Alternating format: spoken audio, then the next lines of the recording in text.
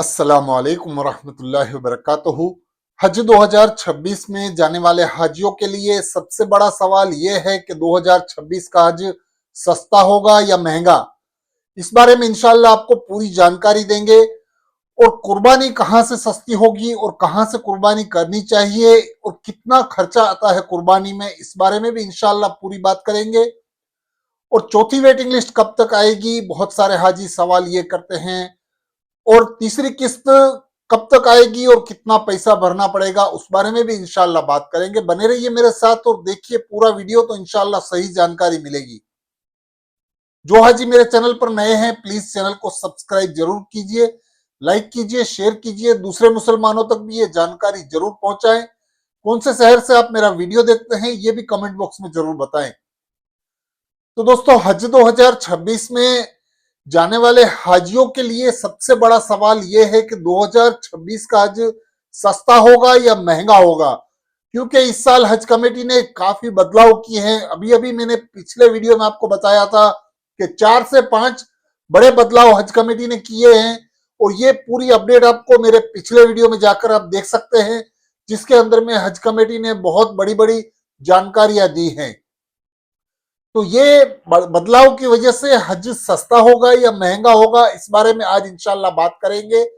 तो सबसे पहले सवाल ये होता है हाजियों का कि क्या हमको हज में किचन मिलेगा या नहीं। तो इस बारे में हज कमेटी से जानकारी मिल रही है कि इस बार किचन की सुविधा निकाल दी गई है। तो हाजियों को लगता है कि हमें बहुत परेशानी होगी, हमारा हज महंगा होगा या सस्ता होगा। इस बारे में अभी कोई बता नहीं सकता है। इसके लिए बहुत सारे हाजी ये सवाल करते हैं।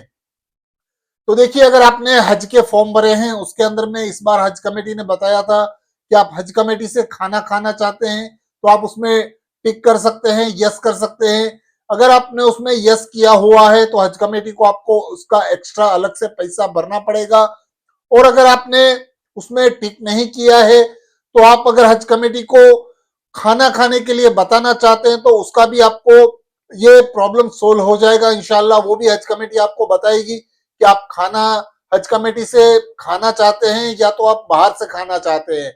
तो अगर आप हज कमेटी से खाना चाहते हैं तो उसमें आपको हज कमेटी को नई तरह से बताना होगा। इंशाल्लाह वो भी प्रोसीजर हज कमेटी निकालेगी और इसमें आपको बताया ना होगा कि आप हज कमेटी की तरफ से खाना का ऑप्शन चुनना चाहते हैं या नहीं। तो इसके बाद बहुत सारे हाजी ये सवाल करते हैं कि हमें बाहर खाना होगा, बाहर का खर्चा ज्यादा होता है खाने का। तो इस हवाले से बहुत सारी सस्ती होटलें भी रहती हैं। अजीजिया के पास आपको रेस्टोरेंट मिल जाती हैं। हमको हमारे पड़ोसी मुल्क के जो भी होटल्स रहते हैं उनका खाना भी आपको मिल जाता है। वहां पे पास में ही रेस्टोरेंट्स रहती हैं, वहां पर जाके आप अच्छा और सस्ता खाना भी खा सकते हैं। और पिछले सालों में जब जो हाजी हज करने के लिए जाते थे उनको किचन की फैसिलिटी मिलती थी, फिर भी वो हाजी यहाँ से ऐसे सामान लेकर जाते थे कि उनको वहां जल्द खाना बन जाए और आसानी से बन जाए। इसके लिए वो हाजी यहाँ से ये जो इलेक्ट्रिक कुकर आते हैं जो कि खाना बनाने के लिए राइस बनाते हैं हम, जिसके अंदर में इलेक्ट्रिक कुकर लेके जाते थे, 1.5 से 2 लीटर का कुकर यहाँ से लेके जाते थे। और वो आसानी से अपने रूम में प्लग में लगा के सिर्फ राइस उबाल लेते थे और उसके बाद बाहर से वो करीज वगैरह जो भी सब्जी वगैरह होती है वो लेकर उसके अंदर खाना खा लेते थे। तो इंशाल्लाह ये अगर आप करना चाहते हैं तो ये भी कर सकते हैं कि आप राइस बना सकते हैं और उसके बाद आप जो भी सब्जी है, जो भी करी है, वो आप बाहर से लेकर खाना खा सकते हैं। तो ये अच्छा ऑप्शन रहेगा मेरे हिसाब से, सस्ता और अच्छा रहेगा। इस बारे में अभी हज कमेटी ने ये खुलासा नहीं किया है कि हाजियों को ये अलाउ किया जाएगा या नहीं किया जाएगा। लेकिन अगर आप राइस कुकर पिछले सालों में बहुत सारे लोग लेकर जाते थे, उसमें राइस उबाल लेते थे, लेकिन इसमें बहुत एहतियात बरतना होता है।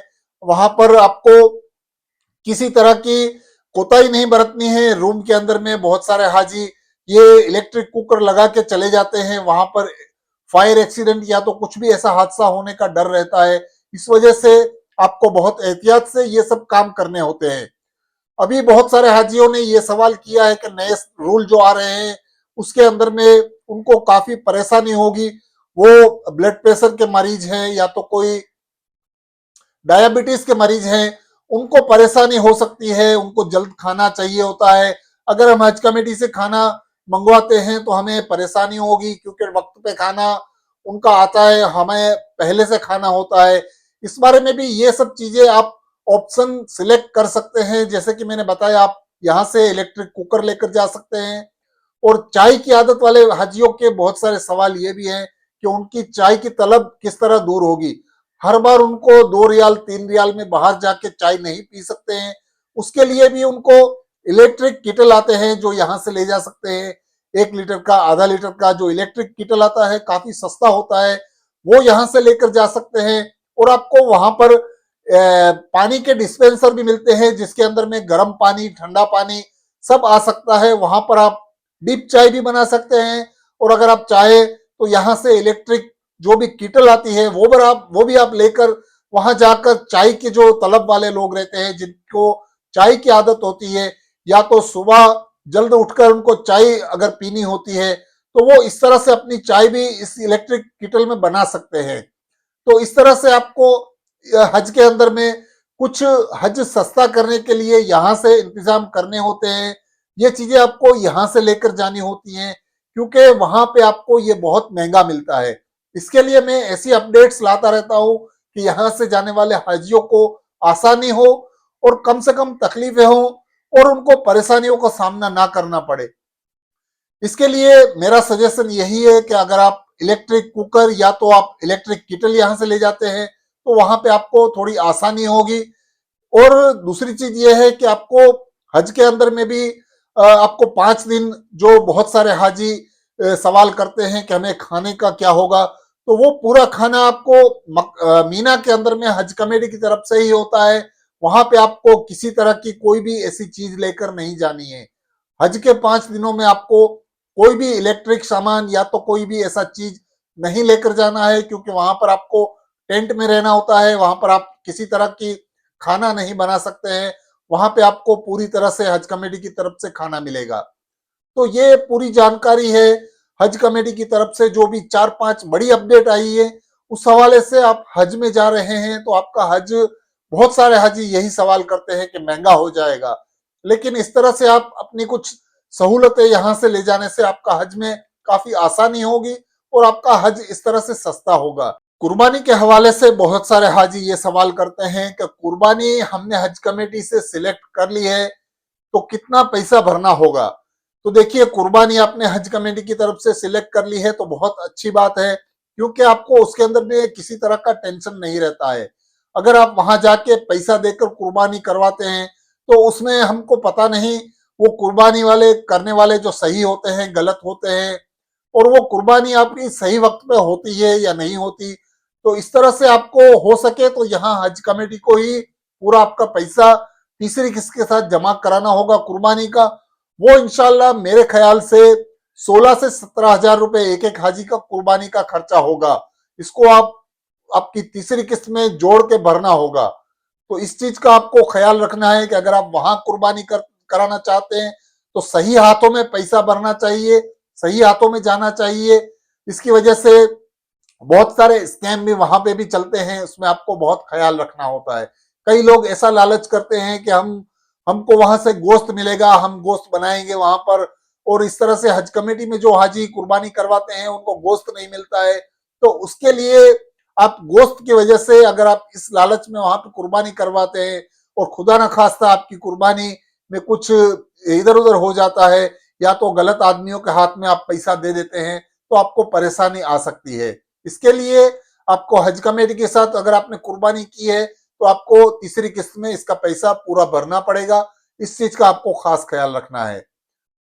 और दूसरी चीज यह है कि बहुत सारे हाजी सवाल ये करते हैं कि हमें वेटिंग लिस्ट चौथी कब तक आएगी, उसका इंतजार है। काफी हाजी वेटिंग लिस्ट में है, लगभग 50 हजार के ऊपर हाजी अभी तक वेटिंग लिस्ट में है, और उनके सवाल यही है कि हमारी वेटिंग लिस्ट काफी लंबी है तो कब तक वेटिंग लिस्ट आएगी। ये चौथी वेटिंग लिस्ट इंशाअल्लाह अगले महीने तक आने की उम्मीद है, जनवरी तक। उसके लिए आपको थोड़ा इंतजार करना होगा। अभी फिलहाल जो तीसरी वेटिंग लिस्ट आई थी, जिसके अंदर में हाजियों को अपना पैसा 15 तारीख तक भर देना है, 2,77,300 रुपए, उसमें आपको देर नहीं करनी है, क्योंकि अभी सिर्फ 2 से 3 दिन ही बचे हैं और एक बीच में संडे भी आने वाला है। तो जितना हो सके उतना अपना तीसरी की वेटिंग लिस्ट वाले हाजी सिलेक्ट हुए वो पैसा जमा करा दे और अपने डॉक्यूमेंट्स 20 तारीख के आसपास सभी डॉक्यूमेंट्स भी जमा करा दें। तो ये है वेटिंग लिस्ट के वालों के लिए जानकारी। और तीसरी किस्त कब तक आएगी ये भी बहुत सारे हाजी सवाल करते हैं। तीसरी किस्त के लिए आपको इंतजार करना पड़ेगा रमजान तक। इंशाल्लाह रमजान के महीने में तीसरी किस्त आएगी। आपके जो भी हाजी सिलेक्ट हुए हैं उनको पैसे का इंतजाम करके रखना है और वो पैसे का इंतजाम करके जैसे ही हज कमेटी की तरफ से तीसरी किस्त का अनाउंस होता है आपको वो पूरा पैसा भर देना है। इस तरह से ये तीसरी किस्त के लिए आपको 1 महीना और भी इंशाल्लाह इंतजार करना होगा। जनवरी के बाद इंशाल्लाह फरवरी में वो आ सकती है ऐसा बताया जा रहा है। तो ये है पूरी जानकारी हज कमेटी की तरफ से। जितनी भी अपडेट्स आती है उसके ऊपर मुझे ऐसा ख्याल आता है कि आपको इस तरह से जानकारी दूं कि आपको कम से कम तकलीफें हों और ज्यादा से ज्यादा जानकारी मिले और आपको परेशानियां कम हो। इसके लिए मेरा ये सुझाव है कि आप यहां से पूरी तरह से तैयारी करके जाएं तो आपको वहां जाकर आसानी होगी। दोस्तों वीडियो अच्छा लगा है तो चैनल को सब्सक्राइब जरूर कीजिए, लाइक कीजिए, शेयर कीजिए, दूसरे मुसलमानों तक भी ये जानकारी जरूर पहुंचाए।